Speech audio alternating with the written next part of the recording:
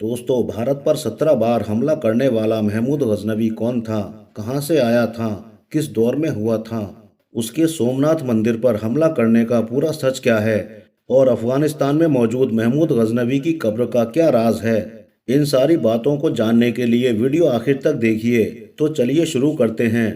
दोस्तों, महमूद गजनवी की कहानी आज से लगभग 1100 साल पहले शुरू होती है, जब आज के दौर के ईरान, अफगानिस्तान, पाकिस्तान और उज़्बेकिस्तान एक ही मुस्लिम सल्तनत का हिस्सा थे, जिसे समानीत एम्पायर कहा जाता था। मगर धीरे धीरे ये हुकूमत कमज़ोर होने लगी, तो इसके तकरीबन सारे ही गवर्नरों ने खुद को आज़ाद होने का ऐलान कर दिया। इसी हुकूमत का एक सुबुक्तगीन नाम का गवर्नर था, जिसके ज़ेरे मातहत गजनी का इलाका आता था। उसने भी हुकूमत की हालत देखकर अपनी आज़ादी का ऐलान कर दिया, और इस तरह से सुबुक्तगीन नाम के इस छोटे से गवर्नर की गजनी पर हुकूमत कायम हो गई, जो आगे चलकर गजनवी सल्तनत के नाम से जानी गई। और इसी सुबुक्तगीन का बेटा था महमूद गजनवी। सुबुक्तगीन ने अपने बेटे महमूद गजनवी को शुरू से ही जंगी तालीम और तरबियत में माहिर कर दिया था, क्योंकि सुबुक्तगीन की ख्वाहिश थी कि उसकी ये छोटी सी सल्तनत को उसका बेटा एक बड़ी और ताकतवर हुकूमत बना दे। और महमूद गजनवी भी अपने वालिद की उम्मीदों पर खरा उतरना चाहता था, और इसी वजह से सिर्फ 20 साल की उम्र में ही महमूद गजनवी एक बेहद काबिल कमांडर साबित हो रहा था। कोई भी दूसरा फौजी कमांडर उसके सामने टिक ही नहीं पाता था। तारीख़ पंजाब में तो ये भी दर्ज है कि जिन हथियारों को महमूद गजनवी इस्तेमाल कर लेता था, उन हथियारों को कोई भी दूसरा फौजी इस्तेमाल नहीं कर पाता था, क्योंकि महमूद गजनवी के हथियार हद से ज़्यादा भारी हुआ करते थे। महमूद गजनवी अपने वालिद के साथ हर जंग में शामिल होता था, मगर महमूद गजनवी का सबसे बड़ा इम्तिहान तो अभी बाकी था। दरअसल उसके वालिद सुबुक्तगीन ने अपने पड़ोस में मौजूद एक बड़ी हुकूमत पर हमला कर दिया, और ये हुकूमत कोई और नहीं बल्कि भारत में मौजूद राजा जयपाल की हुकूमत थी। राजा जयपाल ने भी एक बड़ी फौज के साथ सुबुक्तगीन का मुकाबला किया। दोनों तरफ काफ़ी ज़ोरदार जंग हुई, और इस जंग में महमूद गजनवी ने खुद को साबित करने की कोई कसर नहीं छोड़ी। अब जयपाल की फौज को एक बहुत बड़ी परेशानी का सामना करना पड़ रहा था। वो ये कि जिस जगह ये जंग हो रही थी, वो इलाका बेहद ठंडा था, और राजा जयपाल के ज़्यादातर फौजी इस ठंड को बर्दाश्त नहीं कर पा रहे थे। इसी वजह से राजा जयपाल की फौज सुबुक्तगीन की फौज के सामने ज़्यादा वक्त तक नहीं टिक पाई, और मजबूरन राजा जयपाल को सुबुक्तगीन से दरख्वास्त करनी पड़ी कि आप 10 लाख दिरहम के बदले हमसे सुलह कर लीजिए। सुबुक्तगीन इस बात से राज़ी हो गया, लेकिन उसका बेटा महमूद गजनवी किसी भी सूरत में सुलह करने को तैयार ही नहीं था, जिससे एक बार को तो सुबुक्तगीन भी सोच में पड़ गया।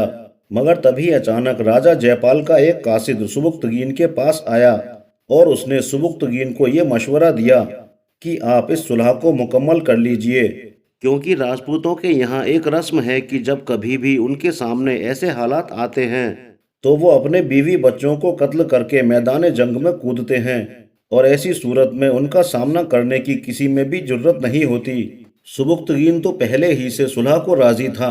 सुबुक्तगीन ने आखिरकार हामी भर ली।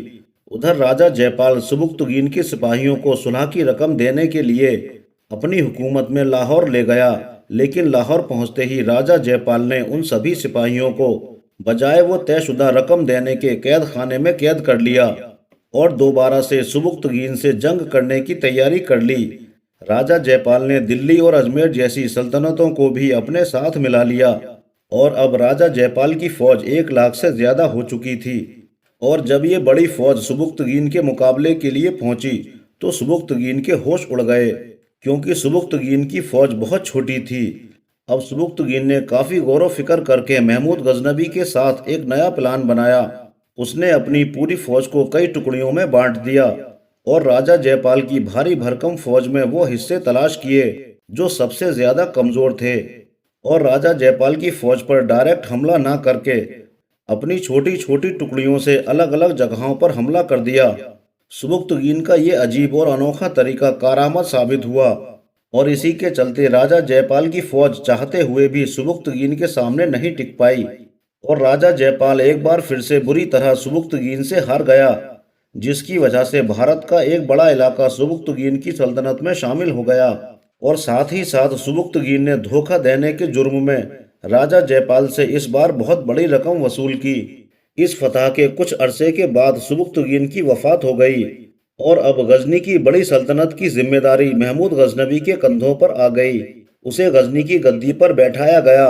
महमूद गजनवी ने हुकूमत संभालने के बाद भारत की तरफ ही नजर की, क्योंकि भारत को फतह करने का महमूद गजनवी बेसब्री से इंतजार कर रहा था।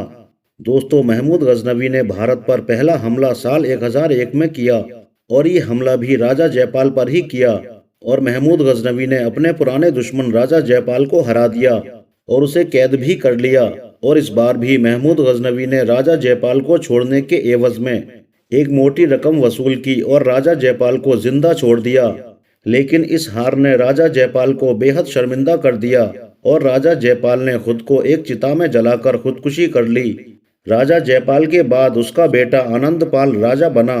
अब आनंदपाल महमूद गजनवी से अपने वालिद की मौत का बदला लेना चाहता था और किसी भी तरह महमूद गजनवी से अपने वालिद का हिसाब चुकता करना चाहता था।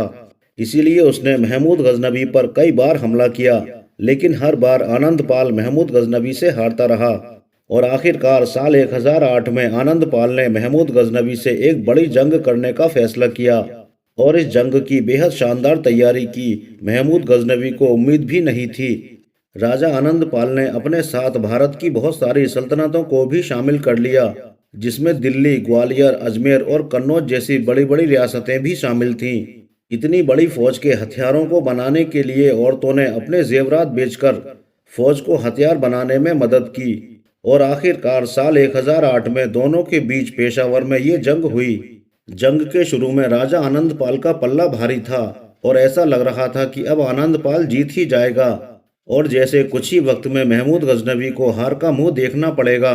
मगर तभी अचानक एक ऐसा हादसा हो गया जिसकी वजह से पूरे हालात ही बदल गए और सिर्फ जंग के हालात ही नहीं बदले बल्कि पूरे भारत के ही हालात बदल गए।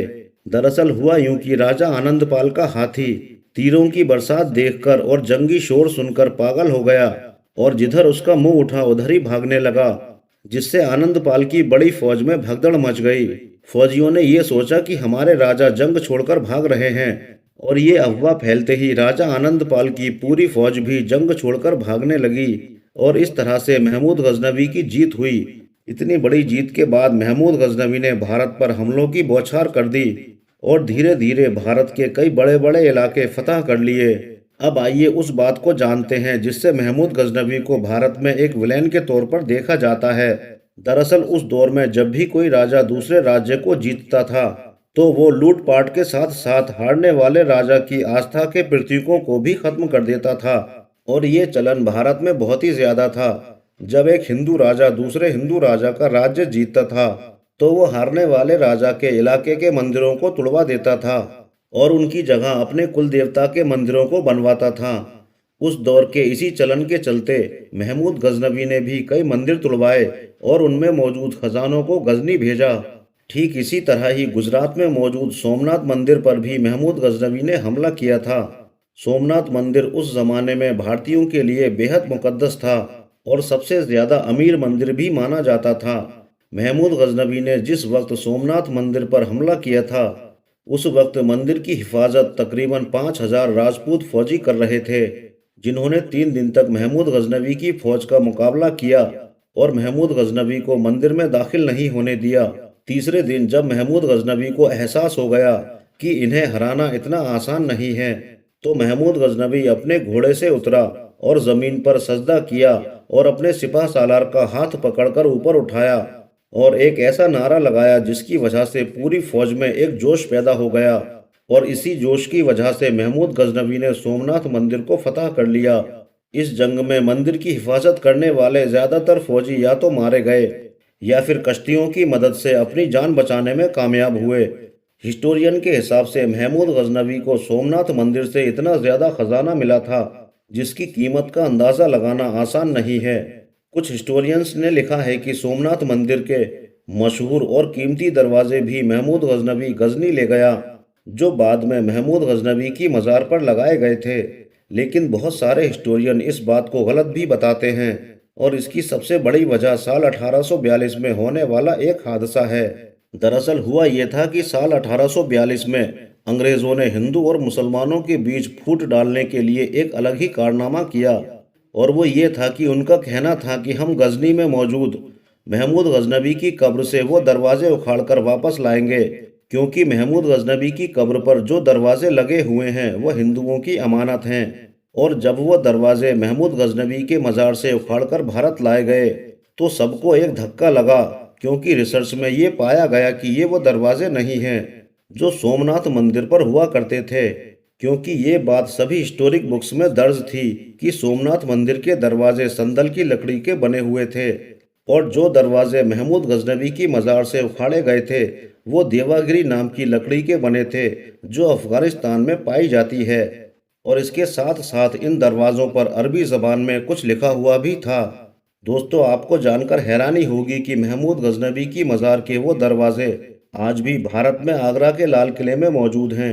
अब इन सारी बातों से महमूद गजनबी के बारे में हिस्टोरियंस का ये कहना है कि महमूद गजनबी एक ताकतवर और होशियार हुक्मरान था, एक ऐसा हुक्मरान जिसने अपने दम पर एक ताकतवर और बड़ी सल्तनत कायम की थी। बहरहाल 63 साल की उम्र में साल 1030 को महमूद गजनबी का इंतकाल हो गया, और उसने अलग अलग मुल्कों को जीतकर जितनी दौलत हासिल की थी वो सब यहीं की यहीं रह गई। वो अपने साथ क्या ले गया? कुछ भी नहीं। उसकी कब्र आज के दौर में अफगानिस्तान के गजनी शहर में मौजूद है। दोस्तों, आज की वीडियो में बस इतना ही।